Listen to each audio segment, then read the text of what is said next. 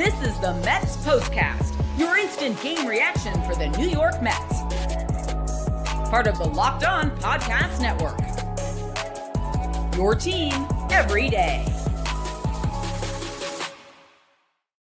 The Mets play one of the weirder baseball games we'll talk about this season. Jonah Tong makes his major league debut, and the Mets set a new home record, scoring 19 runs in a bounce-back performance tonight against the Miami Marlins. Welcome in to the Mets Postcast here live on the Locked On Mets YouTube channel.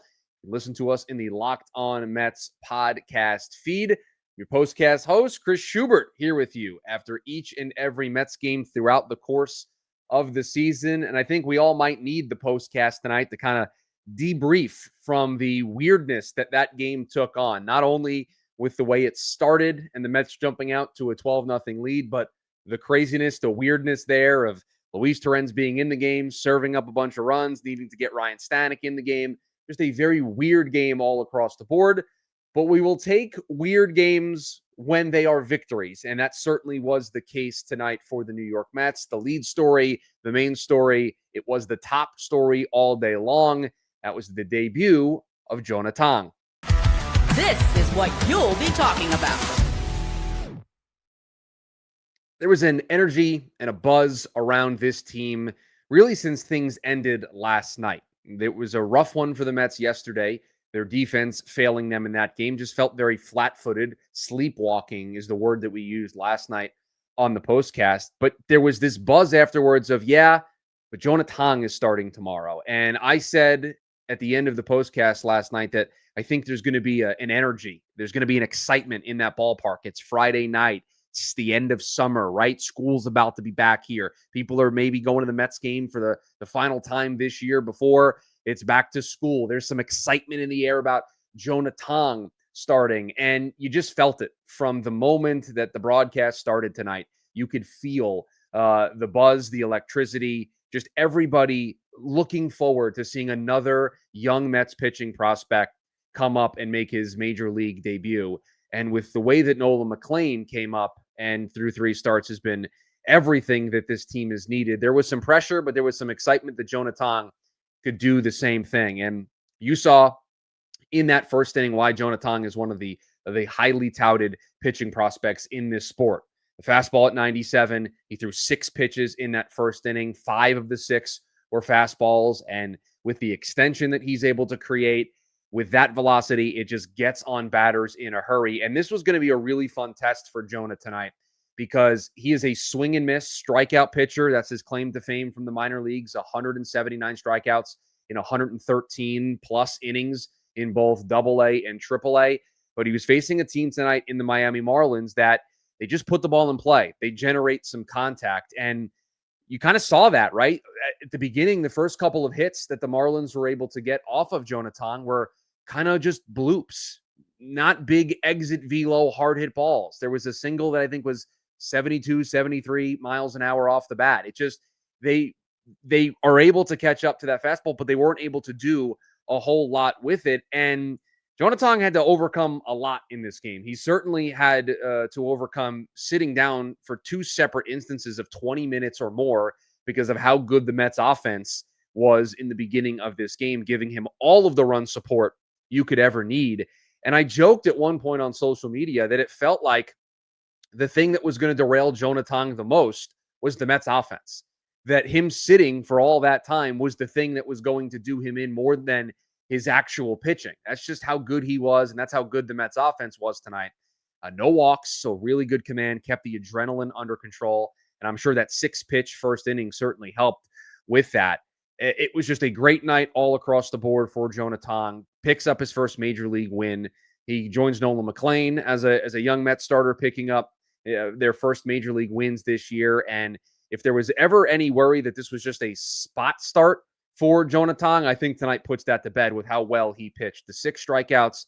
And you saw what the recipe is going to be for Jonah Tong. He's going to feature that fastball. He's going to work that changeup off of it. He's going to mix in the curveball as the third pitch, and he'll throw the occasional slider. I think at one point it was up to 1. I want to see if StatCast gave a final breakdown of what Jonah Tong's final pitch totals were in this game, because it wasn't many if he threw more than one slider in this one. He threw, I have to scroll up to Jonah Tong here at the top. He threw one slider. He threw 13 curveballs. So 14 of his 97 pitches were the off-speed variety, really used the four-seam, and I guess the changeup. He threw 24 of those, but the four-seam and changeup made up 87% of the pitches that Tong threw tonight. And you saw in his first strikeout, that was in the third inning. He picked up his first strikeout. He picked it up on the curveball, the one of the 14 that he threw tonight, but it was the fastball to start the at-bat that I thought was a really telling pitch, because that's going to be the bread and butter for Jonah Tong. He wants to paint that fastball 95, 96, sometimes even getting it to 97 in that top part of the strike zone. He wants to elevate it because of the extension, and they talked about this on the broadcast. It just gets on these batters in a hurry, and it actually looks like it's rising to them. And so if he can spot that pitch in that part of the zone, he's going to generate those whiffs. He's going to generate those swings and misses like he was down in the minors. And if there is contact, it's going to be a lot of fly balls, a lot of pop outs. It's going to be a lot of that weak contact that you saw tonight. He did leave some fastballs hanging. He did leave some changeups in the middle of the zone. But I thought overall had some really good command, worked out of some trouble. The real blemishes on his line tonight were direct results of the Mets defense, once again kind of struggling a little bit. And in the same game where they struggle, Francisco Lindor makes an incredible play. So just all over the place tonight. Just a weird one here. But Jonah Tong, excellent. 5 great innings. The 6 strikeouts, the no walks. You just saw the stuff. You saw what he was trying to do. And it just, while maybe looking a little different than Nolan McLean, because McLean kind of has a presence about him, and Jonah Tong looks like he's like 16 years old, 17 years old, and he's fresh out of high school making his debut for the Mets. It did feel like Tong also had a little bit of that poise. And he certainly showed it off tonight. He showed that emotion off tonight, but overall was a really nice night for him. We'll talk about the offense, the great night that they have, the other stuff to keep an eye on in this game going into the rest of this series tomorrow, and we will do all of it here on the other side. Are you still paying full price for gas? Well, stop leaving money behind. Get real cash back every time you fill up with the free Upside app. Simply download the free Upside app in the App Store or Google Play Store right now and start earning cash at the pump today. Use the limited time promo code SEASON and get an extra 25 cents back per gallon on your first fill up. You can make up to $300 a year just from buying the gas you already needed. At first, I thought it was too good to be true, but totally legit. Real people are getting paid just to make their daily commutes, and you can too. Plus, you can cash out anytime to your bank account, PayPal, or an e-gift card for Amazon and other brands. Don't let this offer drive on by. Download the free Upside app now using the limited time promo code SEASON for a limited time 25 cent per gallon boost. That's promo code SEASON. Offers vary by user and location. Go to upside.com for terms and conditions. Most people, they can't name all of their financial accounts or even what they're worth, whether we're talking 401ks, properties, or investments. And when you don't have the full picture, you can end up leaving money on the table. That's why there is Monarch Money. It is an all-in-one personal finance tool that brings your entire financial life together in one clean, easy-to-use interface on your laptop or your phone. Monarch is built for people with busy lives. If you've put off organizing your finances, Monarch is for you. Monarch does the heavy lifting. You can link all of your accounts in minutes, see clear data visuals, get smart categorization of your spending, and finally feel in control of your money without ever touching a spreadsheet. Don't let the financial opportunity slip through the cracks. Use code LOCKEDONMLB at monarchmoney.com in your browser for half off your first year. That's 50% off your first year at monarchmoney.com with code LOCKEDONMLB. Back here on the Mets postcast, recapping what was the final tonight? 19-9. All that craziness in the ninth inning. I forgot what I put down here as the final in the notes. I had to change it so many times when updating the description for the live stream. 19-9, the final for the Mets tonight, as they set a new franchise record for most runs scored at home. And they do so behind a huge start to this game. They score 5 runs in the first inning, all before making an out. They knock out Marlins starter Eury Perez after only 2/3 of an inning. He gave up 3 hits to 5 earned runs, and he walked 2. Soto got things started with a big home run. Nimmo added a 3-run shot of his own there in the first. And in the second, it was Alonso hitting a homer to make it 7-0. Marte, Taylor with a 2 RBI double, Lindor with a 2 RBI double. This pitching stuff's easy when you get 12 runs of support over the first 2 innings. The Mets offense on fire. And what I loved about this game tonight, and it's not going to go very noticed in this one because the Mets scored 19 runs and they got out to that big early lead, and Jonah Tong is going to be obviously the big story. But bottom of the first, Tong has the 6-pitch first inning. It's 0-0. The game is just getting started. Francisco Lindor draws a walk to lead off the inning and immediately steals a base on the first pitch that is thrown in the next at bat. To me, that was symbolic of Francisco Lindor. I don't think he was telling this to all of us, but was basically sending the message of, we're not sleepwalking tonight. We are not going to allow what happened last night to happen tonight. We're on it. We're on the ball. We've got the energy. We're bringing it. Don't worry. That's the way I interpreted that stolen base to start things. Then Juan Soto hits the home run, and then just off to the races the Mets offense was. I mean, huge nights all across the board. I don't know if we're going to get to break them all down. 2 RBI night for Lindor, 2 RBI night for Soto with the home run. Pete Alonso with a 2 RBI night and the home run. How about Brendan Nimmo driving in 4 runs in this game? Tyrone Taylor, a pair of RBI doubles to give him 4 RBIs on the night. Luis Torrens, name somebody who loves to hit 3 home runs right now more than Luis Torrens. He had a 3 RBI night. It was against a position player. I don't care. Mark Vientos added his 7th home run in his last 11 games. Just a fantastic night across the board. I know the weirdness of position players pitching and Luis Torrens serving up some home runs that forced the Mets to use Ryan Stanek, but the Mets tonight, they supported Jonah Tong in the best way possible until they did, because they almost cost Jonah Tong the ability to win this game because of some suspect defense there in that 5th inning that led to 4 runs being scored from Miami. So if you look at the box score for Jonah Tong, it doesn't look all that dominating. It doesn't look all that brilliant, but he was absolutely brilliant. Didn't get any help from Francisco Lindor dropping a ball that Brett Beatty tried to scoop over and made a good throw, made a good little underhand toss, little flip that Lindor dropped. And then Pete Alonso allows one to go by him, hits his glove, and that directly allowed those runs to score. And it was just an incredible night for Jonah Tong that could have been even better, at least on the box score. But man, just the excitement, the buzz about the Mets calling up 2 prospects in the middle of a postseason race, in the middle of them trying to right everything with their rotation.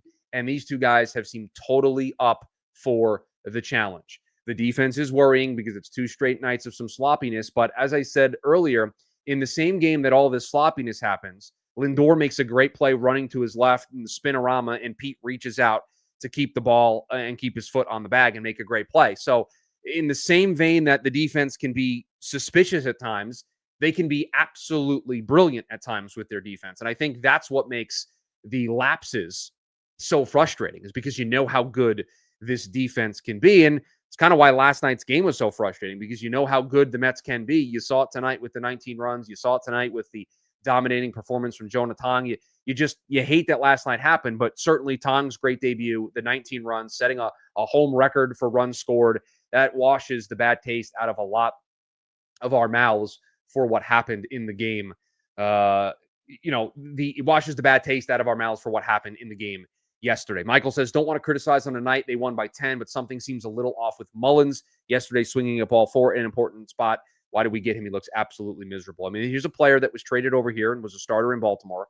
And right now, with the way this team is playing, Tyrone Taylor's got that spot. So he's relegated to a bench role, playing when the pitching matchup lines up to give Taylor a day off. Although with the way Taylor's been swinging the bat, I think you're going to pen, Sharpie. Maybe it's even Sharpie worthy at this point, putting him in the lineup. And so, listen, Cedric Mullins was brought here to provide a left-handed hitting option. I believe that he'll be able to provide that for this team here, whether it's as an everyday player or it's as a rotational player or as a left-handed bat off the bench. Cedric Mullins will contribute to this team. He has contributed already since coming over here. He will contribute here down the stretch.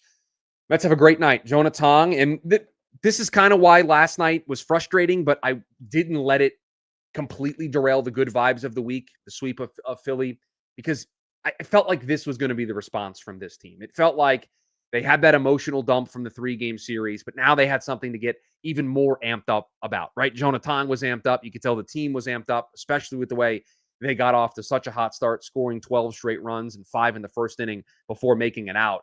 They had that energy. Now the question is, can they keep that energy? Can they keep that momentum? The Reds lost tonight, so they gained a game on them in the NL wild card standings. The Phillies did win against the Braves, so didn't gain back that game there in the NL East. But on a night where the Mets win and the Reds lose, they widen that gap for the third and final wild card spot.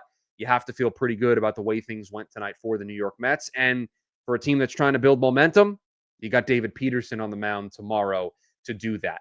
Ryan Helsley came in this game. Perhaps this is something to keep an eye on. The tipping issues, widely known at this point. Broadcast did a nice job of showing what he is changing with where he's positioning his glove and hoping that can help. I'm not going to say that a scoreless outing tonight against the Miami Marlins means that he's fixed that issue and he can be put right back into high leverage situations, but building blocks, right? Now you want to see 2 outings like this, right? Back-to-back outings where Helsley feels like he's in control and he isn't tipping those pitches, that those hitters are honoring that slider. That was the big thing, that they were laying off that slider and they weren't even biting at it. That's when Helsley knew something was up. And so that's the thing to keep an eye on. Don't look at where the fastball is located. Look at the velocity on that.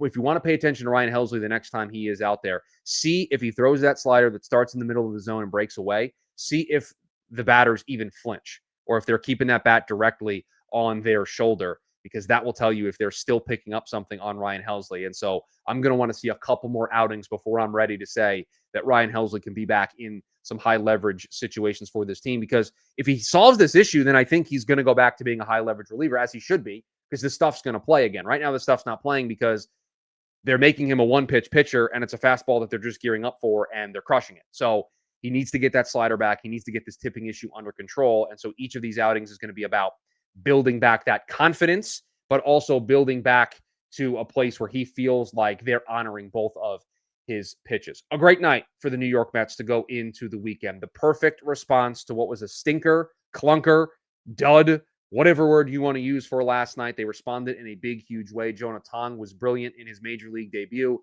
The Mets offense also brilliant, setting a club record for most runs scored at home, scoring 19 of them, including 5 straight in the first inning without making it out, 12 unanswered to start the game. They just jumped on the Miami Marlins from the word go, and they set up Jonah Tong for success, and he picked up his first major league victory in this one. A great night for some New York Mets baseball. If you are new here, please subscribe, turn on that notification bell. You're notified when we go live after each and every Mets game throughout the course of the season. For those of you listening to us back in the podcast feed, always appreciate you making us your first listen once the Mets games are complete. And we are back here again tomorrow. David Peterson on the mound for the Mets as they will try to pick up a second win in this series and try to set up the series win on Sunday. Until then, have a good one, Mets fans.